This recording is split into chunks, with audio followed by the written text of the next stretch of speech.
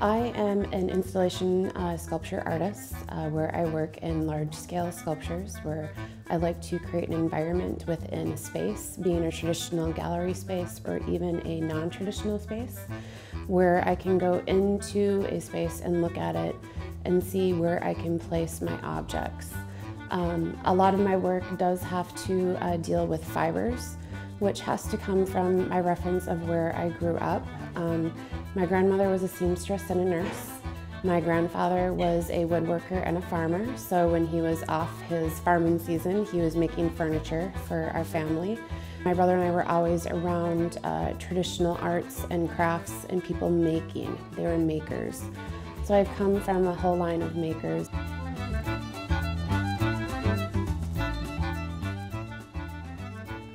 Some of the huge influence for decoration has been the Baroque period, especially the Rococo period for me, and also pop art because of how the color just pops and radiates. With the seriousness, of talking about disease, cancer, and how these can actually be in our body and mutate and create a different environment, that's where these bulbous forms have been created, so that there's this growth that's happening as to like how cells mutilate and start to grow and create a different form in our body. Then our actual landscape starts to change as well as our body with these new organisms growing in them. So these are serious topics that have affected my family with cancer and disease. But I'm using these bright, colorful objects to make something that is a serious topic, but also creating humor with them at the same time, to give awareness and to be aware of what does surround you in your environment and also your body as your landscape as well, how it can change from how you are around different environments that you live in or work in or associate with.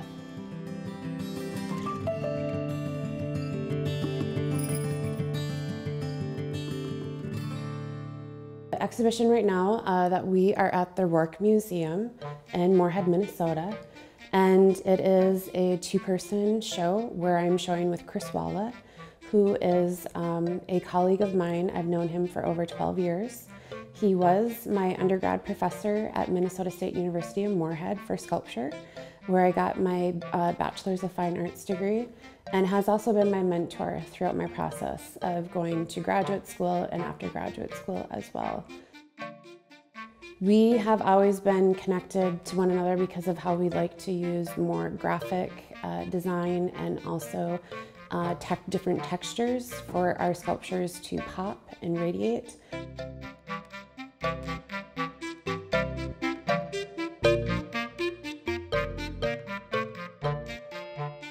Right now I have been working on finding more found objects in the wilderness, which has been an influence from my partner who is a hunter and a gatherer, and taking his way of looking at nature and how to respect nature and to understand how nature changes. And when he actually does hunt, he tries to use all of the actual meat, use the antlers from the deer, use everything from that animal as much as you can.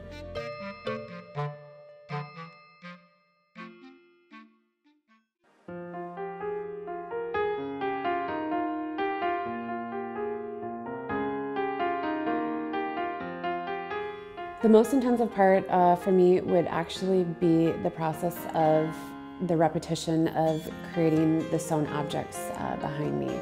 I physically have to sit down, find the colors, cut out all of these forms, then I sew them all together, trim them, turn them inside out, stuff them by hand, and then I hand sew them shut. So there's all these individual pieces that then come together to create a whole piece.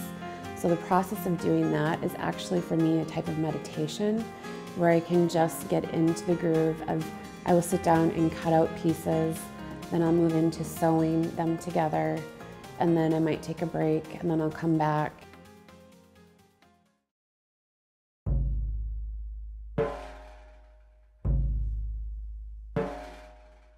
I think it's helped me with talking about health and art, to bring awareness to other people by me being able to talk about my work. Not being afraid to talk about it and being open about it, because I've had a tumor removed from my rib cage that I have my 2 bottom ribs actually missing. I've had multiple other invasive surgeries where they've had to go in and remove these growths and these tumors. And for me, it's been a way of creating these objects to give them a presence outside of my body, outside of my landscape, and creating a different environment for them. The collaboration that I did with Dana was with creating these masks that actually were natural earthbound masks, where I would use natural materials that I actually went out into nature and found, and I also had to buy some man-made materials as well, where I found shells, I found acorns, I also found cattail and different grasses and weeds that I dried to create these masks that would actually camouflage the face that she was going to be using for her actors and actresses in her film. With that, being able to go out into nature and to use these natural objects to create a camouflage effect and to create something that had texture and quality to it, but also beauty at the same time, and it was natural objects. That's where I liked the idea of having the black cloaks there to actually highlight and use the color from natural materials to create those faces to pop and to tell the story.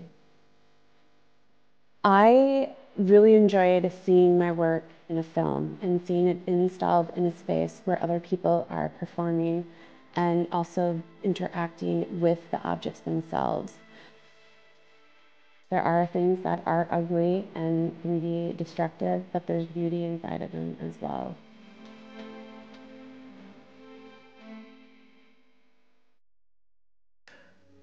This program on Pioneer Public Television is funded by the Minnesota Arts and Cultural Heritage Fund with money from the vote of the people of Minnesota on November 4th, 2008. Additional support provided by Mark and Margaret Yakel-Julien in honor of Shalom Hill Farm, a nonprofit rural education retreat center in a beautiful prairie setting near Windham in southwestern Minnesota. ShalomHillFarm.org. The Arrowwood Resort and Conference Center, your ideal choice for Minnesota resorts, offering luxury townhomes, 18 holes of golf, Darling Reflections Spa, Big Splash Water Park, and much more. Alexandria, Minnesota. Explore hundreds of lakes, trails, and attractions for a great vacation or a place to hold an event. ExploreAlex.com. Tri-State Brain and Spine Institute, with locations in Alexandria, Edina, Crookston, and Maple Grove. Doctors dedicated to evaluating and treating all types of brain and spine problems, no matter how complex.